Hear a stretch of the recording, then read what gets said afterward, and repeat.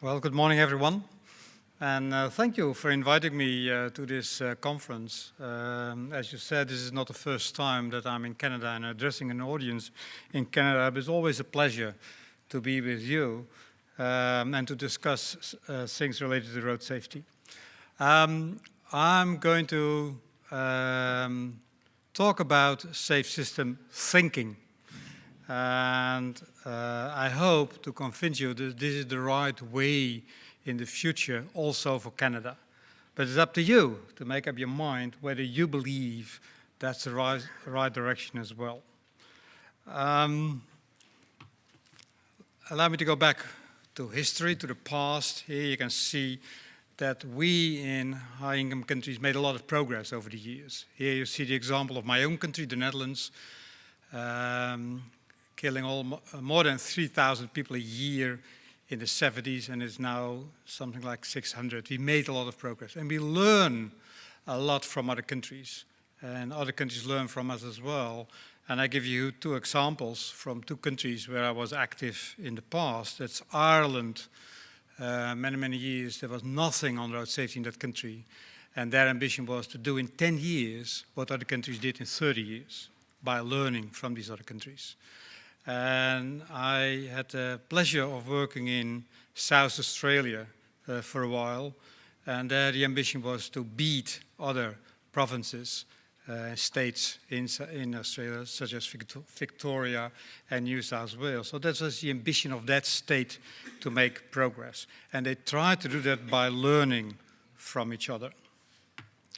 And our basic approach can be summarized by this. Go fishing where the fish are and take evidence-based effective interventions. And the approach is rather familiar for you in the road safety arena. You look for increasing factors in road safety, try to identify them. I see them on the program. You talk about speed, you talk about fatigue, distraction, alcohol. You try to focus on these specific items and try to improve that. And you do that by looking for the big shares in your distributions, the high increases, and then you arrive at problems such as young drivers, elderly road users, powered two-wheelers, and high-risk locations. These are examples. That's how you do that. And the next step then is, if you analyze it properly, then you take effective interventions. And then you try to cover the whole spectrum, as already discussed a couple of minutes ago. And here you have the so-called 5 pillars of the decade of action in the world. Perhaps you know that United Nations has declared a decade for road safety, and they identified these actions. And here you have those 5 pillars, and you try to cover them all. And you know now that it's not enough to say, well, I don't pay attention to human behavior or to vehicles or whatever. Okay, this is the approach we took the last couple of decades. And here you have an example of that. Here you see the distribution of age versus risk, age horizontal, risk vertically, and then you identify spikes in distribution, and then you say to yourself, I see here 2 spikes, young and novice drivers and elderly people, and because of that, I pay attention to how to reduce their risk. That's a traditional approach, and we are successful in doing that. But there is, of course, a but. Go fishing where the fish are, but. Road crashes can occur and will occur everywhere. We were very successful, relatively, of course, but very successful in doing this approach.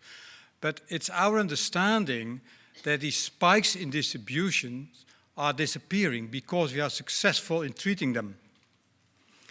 And because of that, we have to share our focus not only to the spikes, but to the rest of the distribution as well. And here I have the first reason why we have to move towards this safe system thinking. And I'm going to explain that to you later on. I have another reasoning why we are moving in that direction. I have here 4 photographs. And they all illustrate my point. Let's take the photograph left at the top. There you see a rural road, and you see a truck driving. And you are the car at the horizon coming towards the truck. Normally, this is going well, but there is a risk that this will result in a tragedy. And as long as we allow this type of situations on our roads, we shall have these type of crashes, because the speeds are too high to be managed by vehicles. The energy is simply too high in a crash, meaning that if a crash occurs, then the results can be disastrous. As long as we allow trees so close to the edge of the road, some people will hit a tree and will be killed in a crash like that. As long as we allow these type of circumstances, we shall have crashes. And of course, the probability of a crash is limited, very, very limited, luckily enough. But we can have these type of crashes.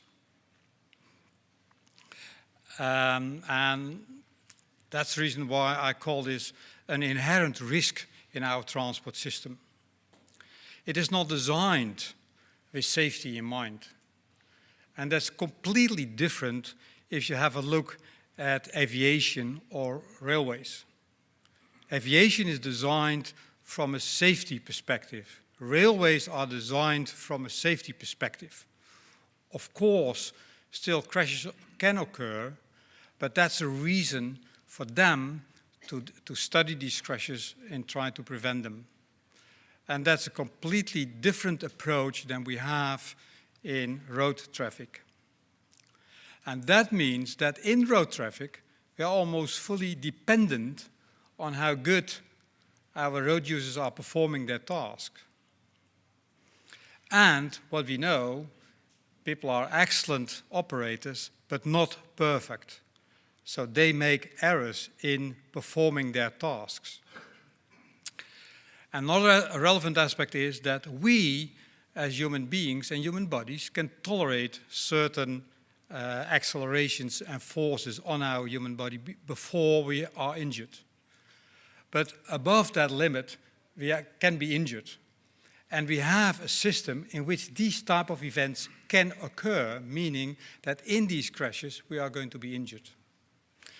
And that's another reason, as long as we allow that to stay, as long as we do that, we have to expect crashes, and we have to expect injuries, and we have to expect fatalities. And one of the other reasons why we can move, so the first thing with these spikes in distribution, I say we have to move, but here we can move to the safe systems thinking as well. I had the opportunity to have a look at one of your documents, and that's called Canada's Road Safety Strategy 2025. And most probably you know that document better than I know, because I suspect that the authors of this document are here in the room. So I studied that document and asked myself, is this really a document heading towards safe system implementation? And I have to be honest with you, I have my doubts about that. And to illustrate that, I shall go back now to how I understand this safe system works. And at the end of my speech, I come back to these statements, as you can read in this document, as you have prepared that for your country. So I call this a checkup, a test, to see whether this document is heading towards safe system implementation, and if that's not fully the case, where you could improve the performance. Starting this safe system thinking, it is a vision. And everybody knows, having a vision, you cannot reach the final target overnight. That's a long journey, but it's based on community values. And here I listed a couple of them. And if you go to the literature on safe system, you can find them. And for example, Last week there was a conference in Sweden on safe system, Vision Zero as they call it over there, and that they discuss the progress they made and try to go back whether there's need or reason to doubt to these values. And of course you can understand, especially from a country like Sweden, that they are not going to do that. But here you see a couple of those visions, and that for me is a kind of a starting point for this discussion on safe system. And that's not a discussion amongst professionals. That's a discussion in the communities, in society. And you need kind of leaders in your country having that discussion with society, expressing their interest and their wish to go along these lines in the future. And one of the key elements of that is, do you think it is reasonable, affordable, feasible to limit transport due for safety reasons? I can give you one example from aviation. If it's busy on the airport, there's nobody thinking, let's bring together the planes a little bit closer because it's so busy. Now then they say, make another circle around an airport and see what's happening then. So safety is dominant and not the relevance for us as consumers, because they know for sure that aviation gets problems if there are crashes. They know that, and they feel it even money-wise. So this is the first important discussion, and the question for your country is, do you have discussions on this in this country? Where do you have that type of discussion? Do you have it in parliament? Do you have it in communities? Because this is the breeding ground of safe systems thinking. We call this new way of approaching road safety a paradigm shift. And that's a word you have perhaps seen in a recent document published by OECD on safe system. And I do believe in this definition given by Thomas Kuhn, that is the right definition. We as professionals do believe that this is the right way of thinking about that. That's not eternally the way of thinking about this, because we have these paradigms in the past differently. But now we believe, as road safety professionals, that this is the way of thinking about road safety. And we talk about the paradigm shift, meaning that in the past we did it differently than we expect to do it in the future. And if you read these words, safe system, vision zero, towards zero, or sustainable safety, these are words trying to describe the same way of thinking. So there are not big differences. And I can say that because you can read it in the literature. So there are several people describing similarities and differences on these different approaches. But my understanding of that is it's rather similar, and similarities are more relevant than the differences, and there are a couple of differences. So if you are interested in this thinking and change of thinking, I can recommend to read this book by Thomas Kuhn, The Structure of Scientific Revolutions. Okay, allow me then to introduce to you the six guiding principles of sustainable safety, and that is the safe systems thinking in my country.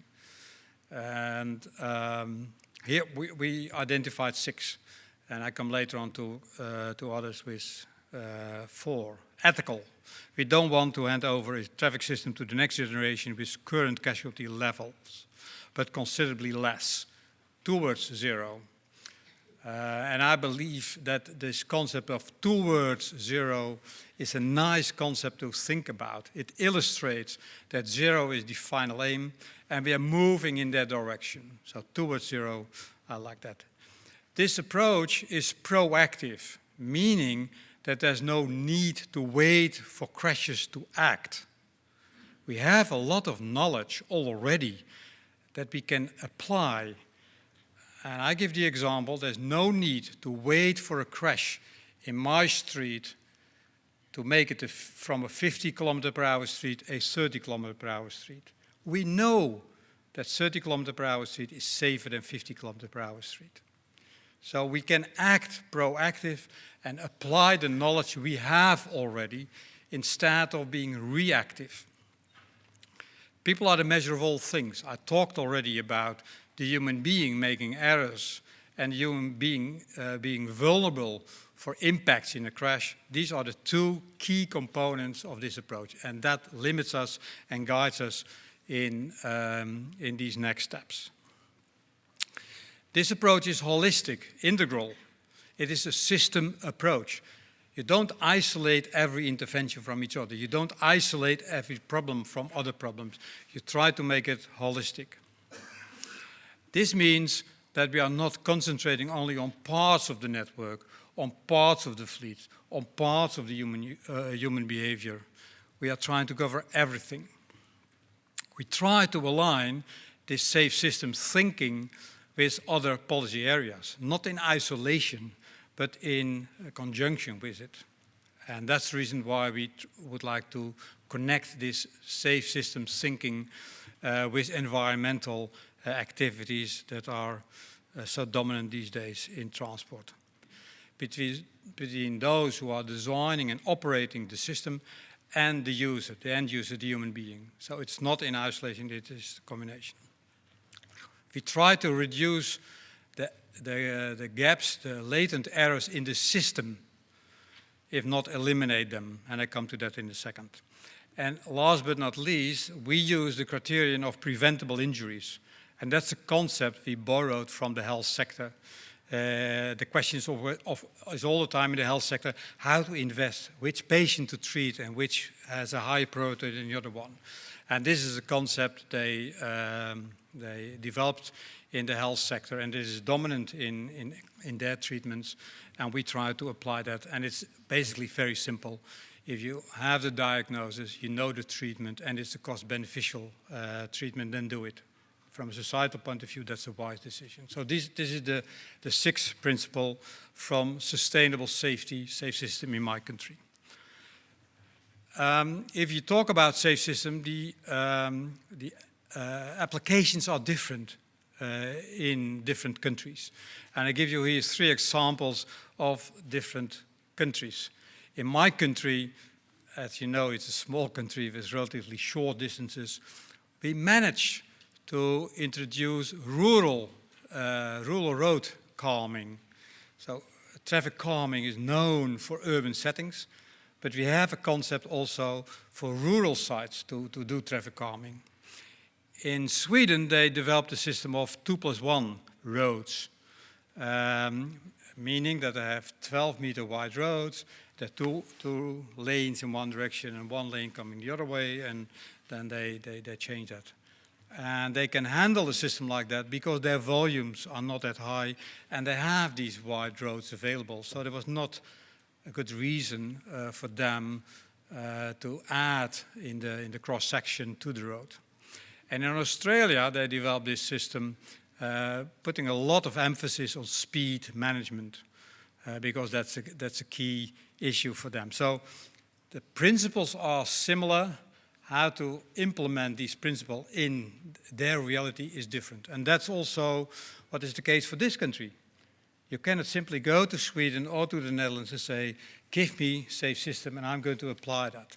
And that means that if you think about going in this direction, you need to do your homework yourself based on your own analysis, on your own societal values. Of course, it relates to the funding becoming available, and that setting is important to design your own safe system thinking.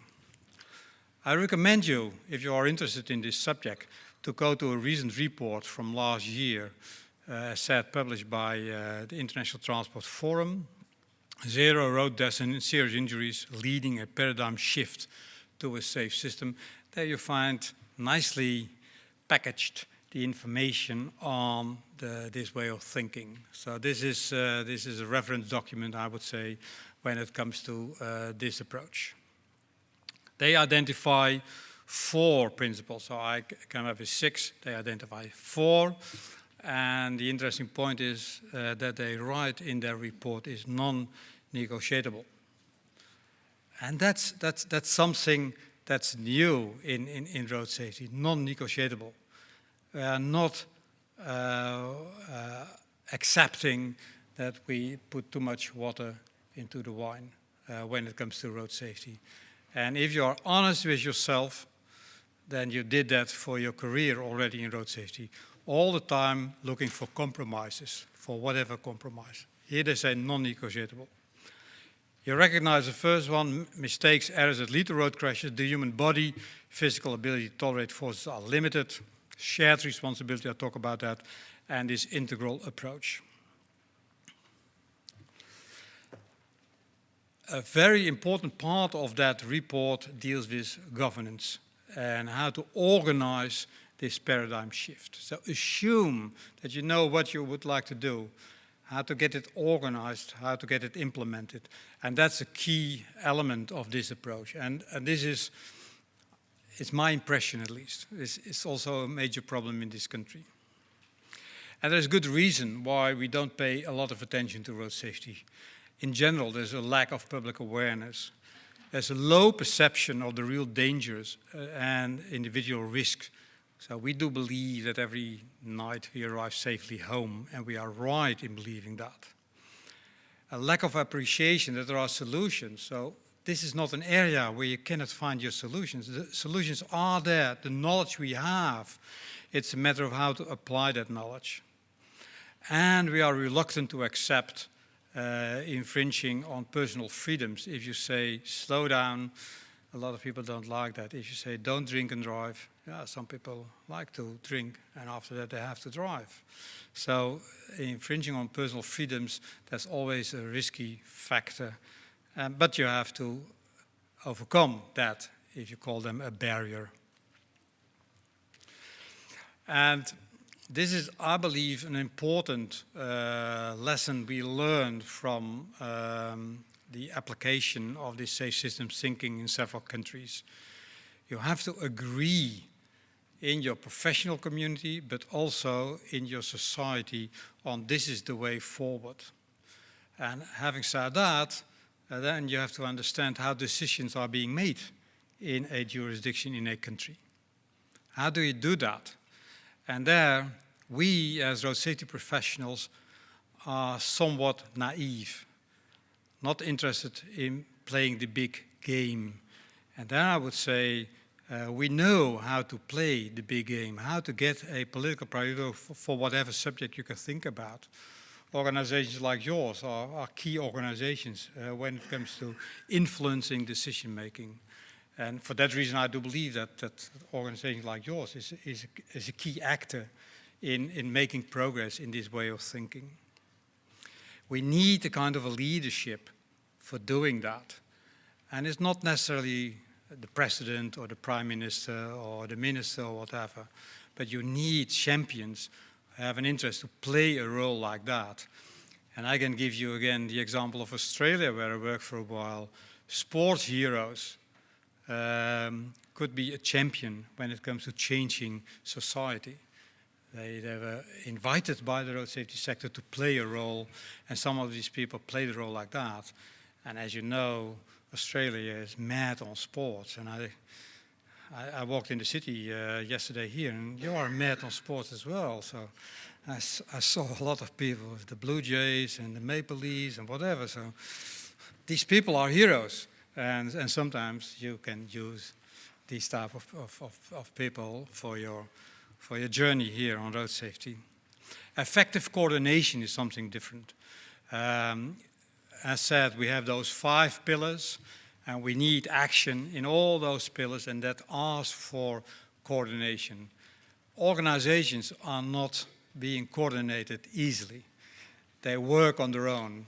Ever tried to influence decision-making in the police organization? Well, I have no experience in this country on that, but I have experiences in a lot of other countries. These are silos, separated from the rest of society and not so easily being approached by transport ministries, for example. But we need coordination. A clear vision, we talked about that.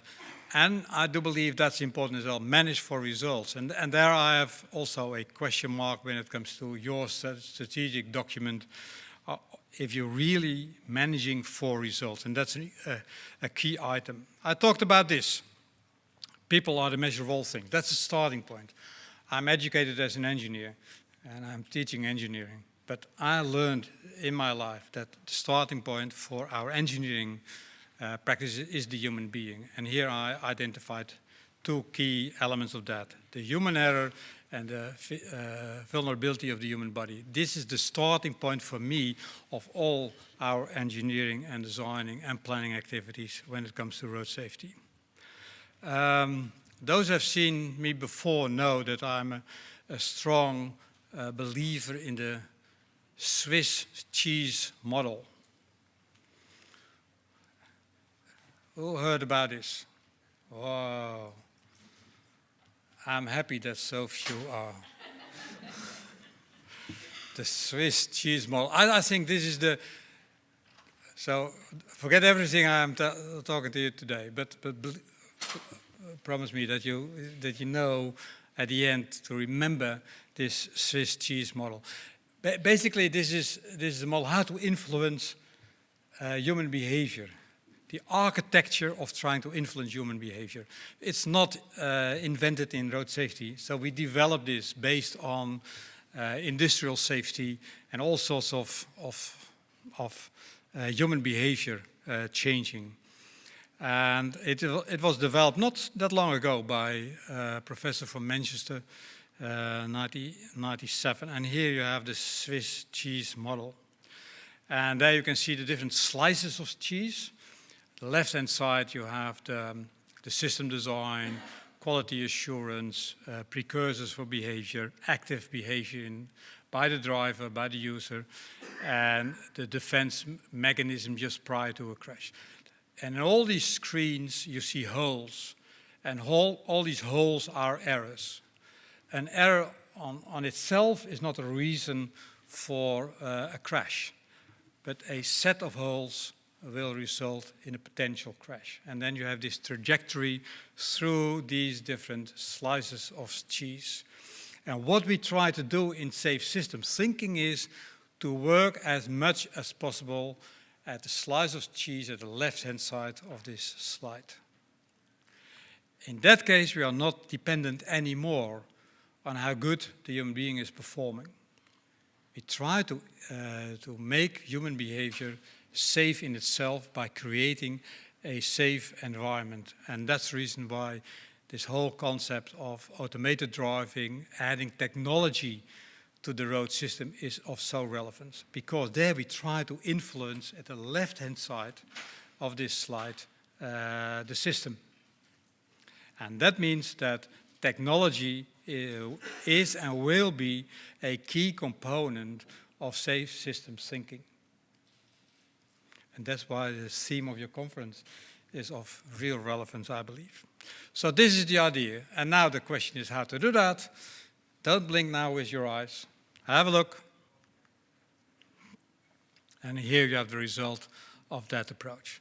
Meaning that this trajectory through these slices is not possible anymore, and you are not fully dependent on how safe or unsafe actions are being made by the individual road user.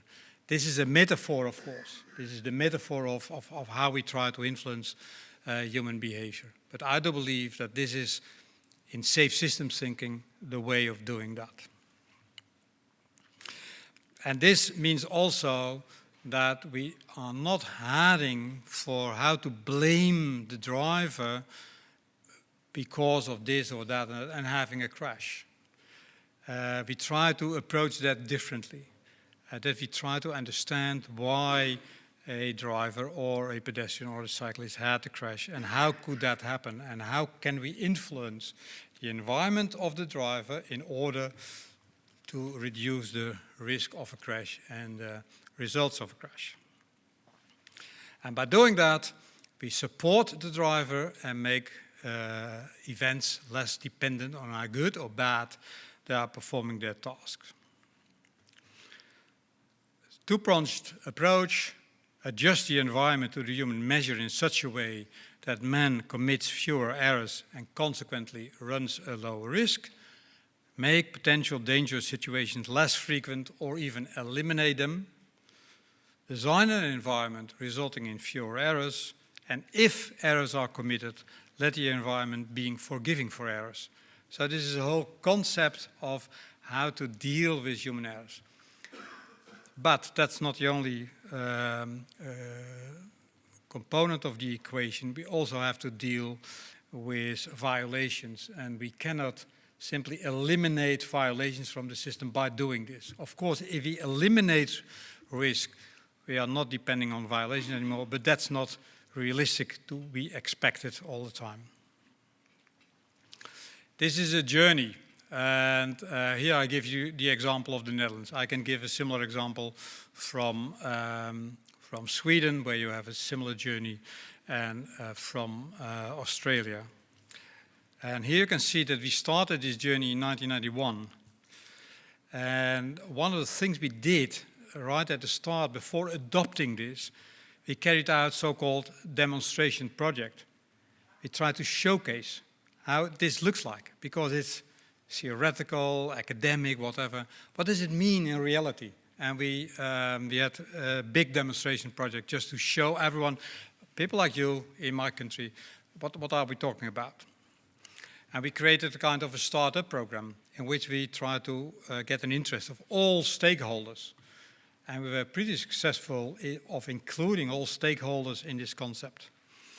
And then we failed to reach our final destination. And that's the reason why we launched an advanced vision in 2005. And now, 2017, we embark again on renewing what does it mean. So this is a journey. This is not a book and a change in society, and that's the result. That's not how it works.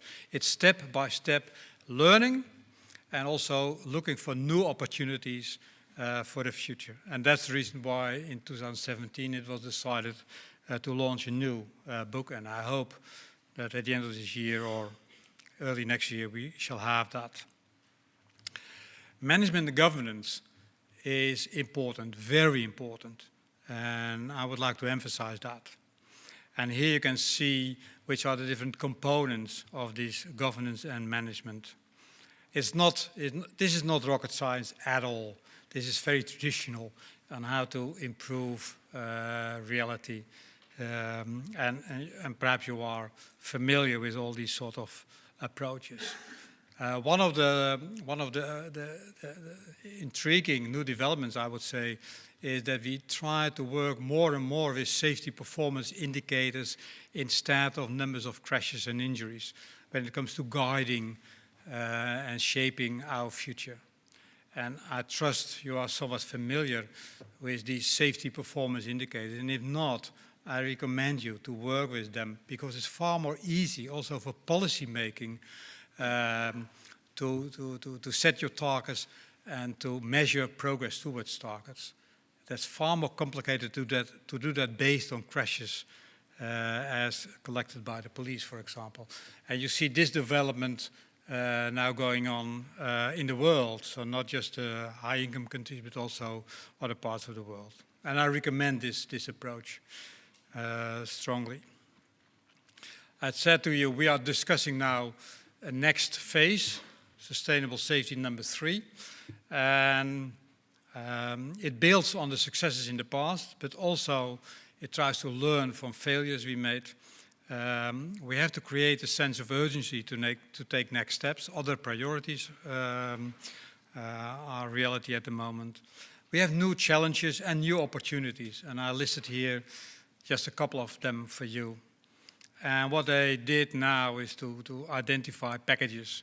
And now you have this type of discussion with the community, with society, on how to find your way forward. And that's how I believe it makes sense. And it's based on the knowledge and the expertise we have what to do.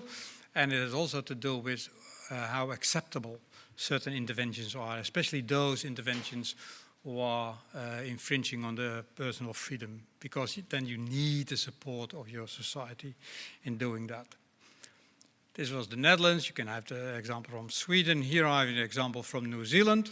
That's a new kid on the block when it comes to safe system. And here you can see what they did to start this journey. And they started this a couple of years ago, identifying a few things. And if you're interested, I can recommend to see a short film they produced, The Difference Between Life and Death. And that's a 20 minutes film or something like that, in which they try to explain to the public what does it mean, safe system application in our country. And you can simply download it from YouTube. Allow me to go a couple of minutes. The safest roads in the world. That's the heading in your document. Measured by using mortality rates. Why not? Canada has now about 5. The best performing countries are 3. And that's a moving target because these countries are trying to improve as well. Is this what you have in mind? 3? And because that's the safest on earth. And if you try to accomplish 3, what to do? Do you know what to do? What to invest in the system to reach 3? Are there any plans illustrating that? I invite you to think about the impact of what is going to happen if you do nothing, if you have business as usual, and what should we add to that to reach, for example, 3? That's a nice intellectual challenge for everyone, because that's not an easy task. Then I read the sentence, it's not a target to be achieved by a certain date, but rather it is aspirational in nature. I cannot consider that as a very strong sentence to reach a target. And the question is, why are you doing that? Why are you stepping back in your ambitions? What is the reason for that? You don't trust yourself by stepping somewhat back. So I invite you to think about what is the consequence of a sentence like that in the report. You can set ambitious targets, and they have to be realistic, and that's the reason why I said, okay, what should a country like this do in order to reach 3 mortality rate? What kind of actions? And the other thing which is important for me, who are the stakeholders and how to make them accountable? How to make the police accountable for their actions? How to make a road authority accountable for their actions? What is that? Is that an option, or is that no option at all? Are they just simply in isolation, working from each other? The 6 objectives, raising, improving, enhancing, leveraging, there's nothing wrong with that, but it's not a real ambition. Just simply say, I would like to improve myself. Nothing wrong with that. But if you not set a certain target at the end of the journey, you don't know whether you can be satisfied with your performance on that. 3 guiding principles in the document. The 4 principles, as you write them in the document, are appropriate. Downward trend towards 0, a rate-based indicator. You have that in the document. It is rate-based. And I have my doubts, and we can discuss that later on. I have my doubts about doing that. So you know the famous example from the United States. The rate went down, fatality rate per billion whatever kilometers traveled. And at the same time, it could happen that the number of people killed went up. If you use a rate-based indicator, you have the chance that you kill more people on the road. And my assumption is that is never a good indicator, because in the States they said, well, we are satisfied because the rate is coming down. I have my doubts about that. And best practices, of course, best practices, but I would like to see best practices fitting in safe system thinking. So add something to that you say, okay, I'm happy, this is best practice. We learned from whatever, and based on that, I would say 1 level higher, fitting in safe system. Your definitions on risk group contributing factors and interventions is basically reactive, not proactive. You limit your opportunities here. And when it comes to management and governance, 10-year time frame, that's a long time frame when it comes to accountability. I prefer to add to 10 years time frame 2 or 3 years. That's easier for every policymaker to work with that. And the reporting as well, and the feedback from stakeholders, that's important as well. So that brings me to my last one, and then I stop. Rethink road safety in Canada. I've stolen that from yourself because you used that in the past. I've seen that, and based on what I've seen now, so safe systems thinking and your document, and trying to confront them to each other, I suggest that you have some sort of rethinking. And what I have in mind, and perhaps I'm too bold of bring that to the table now, like right now, is a role for your organization. About this whole concept of thinking about the future of road safety in the country, seeing the ambition of the country, that you would like to embark on safe systems, also observing that's not really going to happen. Can you think about a role for the professional community to do some sort of intellectual activity on what does it mean for this country, for this province, for this city?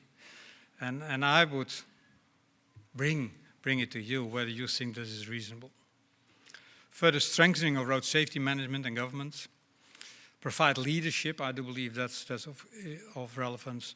Build safe system capacity. I have no idea what kind of professionals you educate when it comes to safe system. Which university is having this in their curriculum?